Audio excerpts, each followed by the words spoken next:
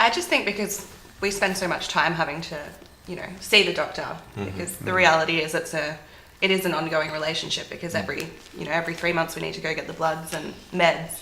So I think having someone that you can trust and sort of build that rapport up with is important.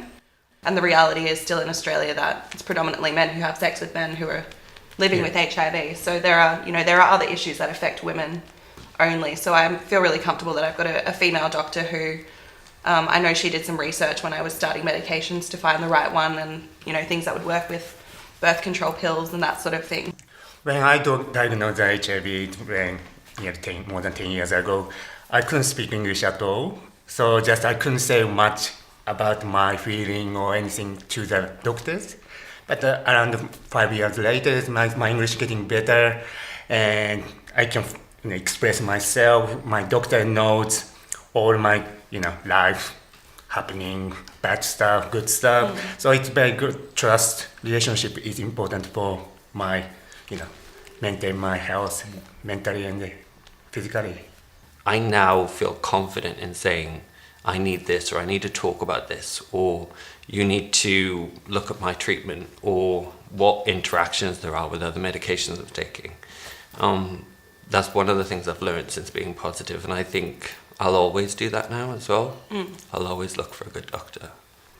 But I think it would be especially important looking for a doctor that fits you and who you get on with well, because once it gets to starting treatment, it needs to be someone that sort of knows your history, knows where you're coming from, know what your regimen or your routines are, and what type of medicine you can take and will be able to take. Are you ready to start treatment? Yeah. Are there any barriers that they need to discuss? So yeah, I think that would be important as well. Yeah, because it's really not as simple as just starting antiretrovirals. You've got to be ready, because the reality at this point is that it's a decision that you are making, and it's for the rest of your life. And there are, I know it took me a little while to start on my medication, because it was, this is, I'm still really young. This is going to be a pill every day for the rest of my life, and sort of coming to terms with that is an important part of taking the medication and taking it correctly. Yeah. So if I'm just coming down with the flu or have a cold or something that, just a regular checkup, I would just go and see a regular GP. But for all sort of my HIV prescriptions and sort of sexual health, I would go and see a sexual health doctor or S100 prescriber. I know that when I was first diagnosed, I found it really difficult. My GP is my S100 prescriber, but going to see dentists and things and filling out that form in reception and having to tick the box HIV positive was quite daunting for me. Now I'm quite comfortable with it, and I don't mind doing it. I think the first time I saw a dentist after my diagnosis, I was still ticking no. Yeah. Because I was really scared of what their response would be.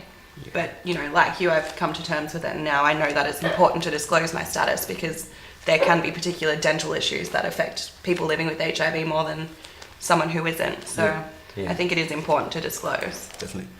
I guess it'll take a couple of goes if you're newly diagnosed to find that doctor or dentist or psychologist or counsellor that really suits you. And it is a little bit hard to sort of sift through that process. But once you find the one that works for you, things get easier, and you kind of just say, oh, actually, I know the guy to go to. So it kind of works.